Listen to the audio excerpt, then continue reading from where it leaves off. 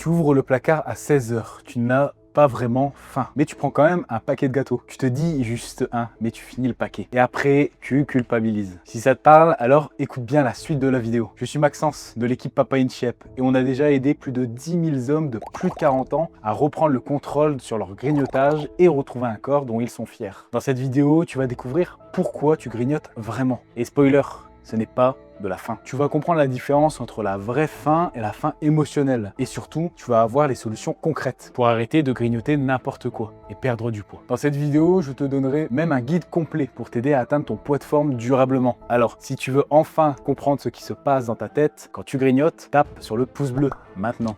Partie 1, la vraie raison pour laquelle tu grignotes. Voici une vérité qui va te libérer. La plupart du temps, quand tu grignotes, tu n'as pas faim. Je sais, ça sonne bizarre. Tu te dis, mais si, j'ai faim, c'est pour ça que je mange. Sauf que non. Ce que tu ressens, ce n'est pas de la faim physique, mais de la faim émotionnelle. Et il y a une différence énorme entre les deux. La faim physique, c'est ton corps qui a besoin d'énergie. Ton estomac gargouille, tu te sens faible, tu as du mal à te concentrer. Ça monte progressivement et n'importe quel aliment peut te satisfaire. Une pomme, des œufs, du poulet, peu importe. La faim émotionnelle, c'est ton cerveau qui cherche du réconfort. Elle arrive d'un coup, sans prévenir. Tu n'as pas l'estomac qui gargouille, mais tu as une envie irrésistible de manger quelque chose de précis. Du chocolat, des chips, du sucré, du gras. Et une pomme ne fera pas l'affaire. Et il y a 4 types principaux de faim émotionnelle qui te font grignoter sans avoir faim. Numéro 1, le stress. Tu as une journée de merde au boulot. Ton boss t'a mis la pression. Tu as des factures qui s'accumulent. Tu rentres chez toi, tu ouvres le frigo et tu manges. Pas parce que tu as faim, mais parce que ton cerveau cherche du réconfort. La nourriture devient ton refuge. 2, l'ennui. Tu t'es posé devant la télé, tu scrolles sur ton téléphone, tu ne sais pas quoi faire de tes 10 doigts. Alors, tu grignotes. Pas parce que tu as faim, mais parce que tu t'ennuies. La nourriture devient ta distraction. 3, l'habitude. Tous les jours à 16 h, tu prends un café et un gâteau. Tous les soirs devant la télé, tu manges des chips. Ce n'est même plus une question de faim. C'est un automatisme et la nourriture devient ta routine. 4, la récompense. Tu as bossé dur toute la journée. Tu as fait du sport, tu t'es privé toute la semaine. Alors tu te dis, je mérite bien ça. Et tu grignotes. Pas parce que tu as faim, mais parce que tu cherches une récompense. La nourriture devient ta compensation. Et le piège, c'est que ton cerveau confond tout ça avec de la vraie faim. Tu penses sincèrement que tu as faim, mais en réalité, tu cherches juste à combler un vide émotionnel. Partie 2, comment reconnaître la vraie faim?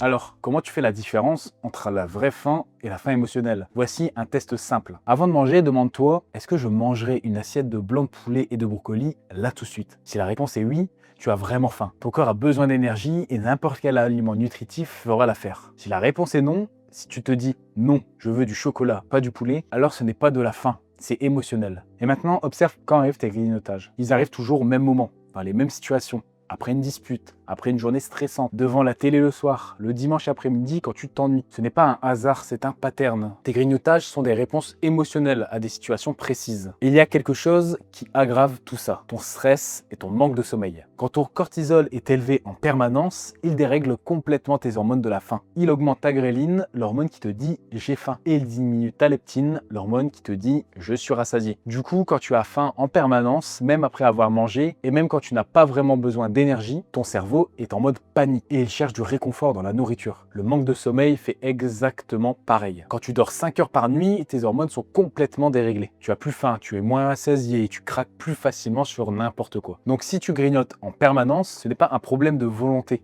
c'est un problème hormonal. Ton corps te demande du réconfort parce qu'il est en mode survie à cause du stress et du manque de sommeil. Et avant d'aller plus loin et te montrer les solutions exactes pour arrêter de grignoter et aussi reprendre le contrôle, laisse-moi te parler de Papa in Shape. C'est un accompagnement sur mesure pour des hommes de plus de 40 ans qui veulent reprendre le contrôle sur leur alimentation et leur corps sans frustration. Notre méthode repose sur une approche complète. Nutrition adaptée avec le carb cycling, entraînement intelligent avec le HIIT et surtout une gestion du stress et des émotions pour arrêter de compenser par la nourriture. Si tu veux découvrir comment on peut t'aider personnellement à reprendre le contrôle sur tes grignotages et transformer ton corps, clique sur le lien dans la description ou dans le commentaire épinglé. Tu pourras réserver un bilan santé gratuit avec l'un de nos coachs certifiés. Et maintenant, voyons comment arrêter de grignoter n'importe quoi. Partie 3, les solutions pour grignoter sans grossir. Alors concrètement, comment tu fais pour arrêter de grignoter n'importe quoi et reprendre le contrôle? Première solution, mange assez de repas principaux. Ça paraît simple, mais c'est la base. Si tu grignotes, c'est souvent parce que tu n'as pas mangé assez au repas. Tu as pris un café et une tartine au petit déjeuner, une salade à midi, c'est donc normal d'avoir faim à 16 h. Alors, mange des protéines à chaque repas. 30 à 40 grammes minimum. Les protéines te rassasient longtemps et stabilisent ta glycémie. Si tu manges un petit déjeuner riche en protéines, tu n'auras pas envie de grignoter à 10 h. Et utilise le carb cycling. Les jours où tu t'entraînes, mange des glucides de qualité pour nourrir tes muscles. Les jours de repos, réduis les glucides. Ton insuline reste basse, tu n'as pas de pic de glycémie suivi de fringales. Tu es rassasié plus longtemps. Deuxième solution, gère tes émotions autrement que par la nourriture. Si tu grignotes à cause du stress, trouve d'autres moyens de compenser. Cohérence cardiaque, 5 minutes, marche de 20 minutes. Appelez un pote, trouve ce qui marche pour toi. Si tu grignotes par ennui, occupe-toi. Lis un livre, va faire un tour. Fais du bricolage, lance une série, n'importe quoi, sauf rester planté devant le frigo. Si tu grignotes par habitude, casse la routine. Change ton trajet, change ton emploi du temps. Ne passe plus devant le distributeur à 16 h.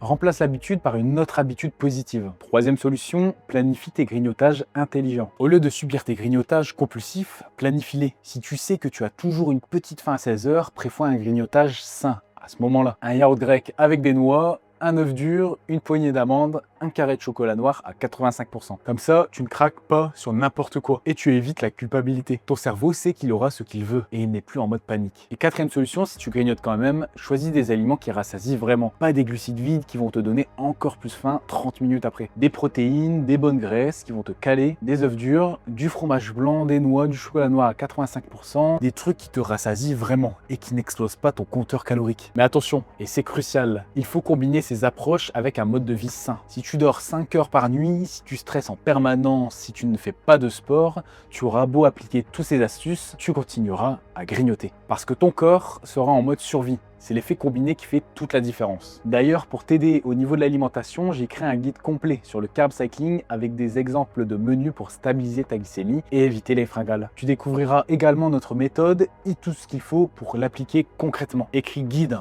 en commentaire et je te l'envoie gratuitement. Conclusion.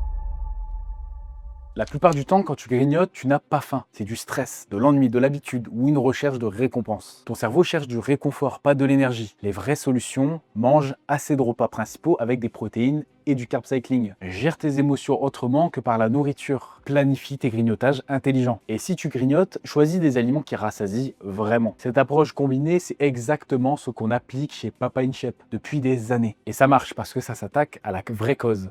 Pas juste aux symptômes. Si cette vidéo t'a aidé, pense à t'abonner et mets un pouce bleu. Et si tu veux aller encore plus loin pour transformer ton alimentation et découvrir comment utiliser les bons aliments pour perdre du ventre sans te priver, regarde cette vidéo juste ici. Tu vas comprendre comment combiner les bons nutriments pour déclencher une perte de gras rapide et durable, même après 40 ans.